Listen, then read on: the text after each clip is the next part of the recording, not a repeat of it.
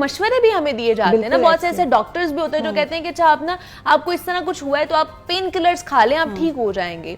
तो ये फिर अवेयरनेस की जरूरत है इसके ऊपर भी हमें। बिल्कुल ऐसे ही है, और इसमें बहुत ज्यादा रोल ना फार्मेसी जो पर्सन है ना, जिन्होंने फार्मेसी खोली नहीं है, लोग वैसे ही ऐसे बताते हैं। अच्छा, फार्मेसी वाले भी डॉक्टर होते हैं, फार्मेसी वाले भी डॉक्टर, आधे डॉक्टर होते हैं, उन्हें कह लें जाके कि ये अलामात आ रही हैं, वो आपको निकाल के मेडिसिन दे देंगे, इसके लिए ये मेडिसिन होती है, आप खा लें। अब वो उस फार्मासिस्ट को वो शायद थोड़ा पता नहीं मैट्रिक तक भी मतलब नहीं होते या एजुकेटेड नहीं होते। अब उसको भी ऑब्वियसली वो जो 5 रूल्स की हम लिमिटेशन ले आते हैं कि ना तो उनको डोज पता, ना उनको टाइम पता, ना उनको जो है वो रूट पता, ना उनको प्रॉपर इंडिकेशन, और कॉन्ट्रा इंडिकेशन भी होती हैं कि ये ड्रग इसमें देनी है लेकिन इस कंडीशंस में देयर आर सर्टेन कंडीशंस जिनमें ये नहीं देनी है, वो भी नहीं पता, ऑब्वियसली वो दे देते हैं। अब जो कोमॉर्बिडिटीज वाले पेशेंट हैं, किसी को हार्ट डिजीज है, किसी को रीनल डिजीज है, अब उसमें एक टर्म होती है रीनल डोज एडजस्टमेंट या लिवर डोज एडजस्टमेंट, कि जो ड्रग मैं एक पेशेंट को दे रही हूँ एक अमाउंट पे, सही, अगर दूसरा पेशेंट उसको गुर्दों का मसला है तो उसको सेम डोज पे नहीं देनी है,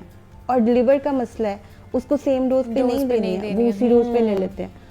इसके अलावा ड्रग्स की एडिक्शन हो जाती है, बहुत सारी ड्रग्स हैं। कॉमन ड्रग्स क्या हैं जो हम लेते हैं, वो हैं PPIs जो स्टमक की दवाइयाँ, ओके, हमने वो जब मैदा खराब हुआ, जलन हुई, कुछ भी हुआ जी, स्टमक की जो है वो ले ली हमने। उसके अलावा क्या हो सकता है कि जी एंटीबायोटिक्स, गला खराब है, पेट खराब है, कोई भी एंटीबायोटिक्स खा लो, ऐसी है। और एंटीबायोटिक लेने से भी हमारे पास जब पेशेंट आता है ना, हम ब्लड कल्चर्स कराते हैं तो हमारे पास ब्लड कल्चर नेगेटिव आ जाता है। क्यों?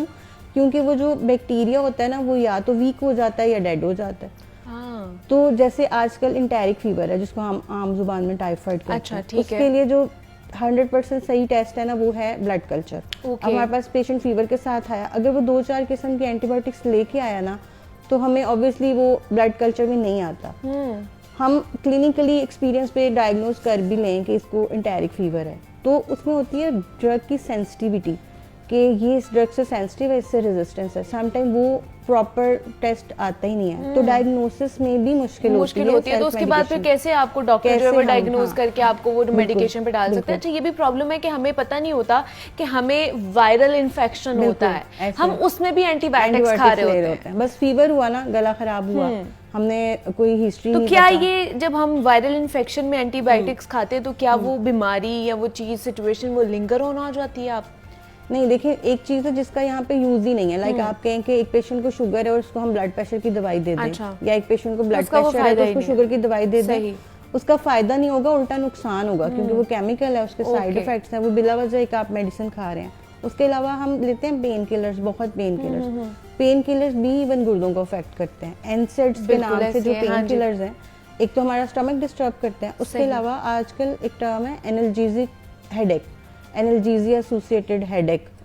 हम जो हेडेक के लिए हम बहुत ज्यादा एक्सेसिव मेडिकेशन यूज कर रहे होते हैं ना, उससे ही हेडेक इंड्यूस हो जाती है, या उनको छोड़ने से विड्रॉल इफेक्ट्स आते हैं, उसमें डिसइनहिबिशन, इरिटेबिलिटी, हेडेक, अजीब किस्म की वो आती हैं। और पेशेंट जो आजकल डिप्रेशन के पेशेंट्स हैं, आजकल एंजाइटी, डिप्रेशन ऑब्वियसली वैसे ही बढ़ रहा है हमारे, तो उसमें हम जो एंग्जाइलेटिक स्लीपिंग पिल्स लेते रहते हैं। फिर जब उनका एक सर्टेन अमाउंट तक वो बढ़ जाता है थ्रेशोल्ड, वो फिर सुसाइडल अटेम्प्ट्स की तरफ, हमारे इमरजेंसीज में, हॉस्पिटल में अक्सर लोग स्लीपिंग पिल्स खा के आगे, जो उनके पास मेडिकेशन है वो 10-12 खा ली और वो आगे, ये उनकी वो जो फ्रस्ट्रेशन है उसको ओवरकम करने के लिए वो ओवर मेडिकेशन करते हैं। और बहुत सारी ऐसी पॉपुलेशन है जिसमें तो बहुत एहतियात से मेडिकेशन देनी है कि हमने देनी नहीं है कुछ एंटीबायोटिक्स, जैसे प्रेग्नेंट फीमेल्स हैं, ठीक है, इस्कीमिक हार्ट डिजीज है, दिल के मरीज हैं, ओके, इनको बिल्कुल भी नहीं देनी है हमने, नहीं, हमें मेडिकेशन और एंटीबायोटिक्स बड़ी मतलब हमारे पास बहुत लिमिटेड ऑप्शंस हैं जो हम प्रेग्नेंट फीमेल को दे सकते हैं। हम हर एंटीबायोटिक, क्योंकि ऑब्वियसली बेबी को भी इफेक्ट करती हैं, बहुत सारी स्लीपिंग पिल्स हैं वो हम नहीं दे सकते। इवन जो एंग्जाइलेटिक्स है ना, वो मेल और फीमेल में फर्क है। कुछ बहुत सारी ड्रग्स हैं जो एक हार्मोन है प्रोलैक्टिन, उसको बढ़ा देती हैं, प्रोलैक्टिनोमा कर देती हैं। अच्छा, अब वो फीमेल्स लेती रहती हैं तो उसके साइड इफेक्ट्स उनको वैसे ही बड़े ज्यादा होने शुरू हो जाते हैं, और वो इन अ लॉन्ग रन फिर आपको उसके साइड इफेक्ट्स जो हैं वो नजर आ रहे होते हैं। इनिशियल स्टेजेस पे तो नहीं आपको पता चल रहा होता कि आपकी बॉडी के अंदर क्या चीजें हो रही हैं।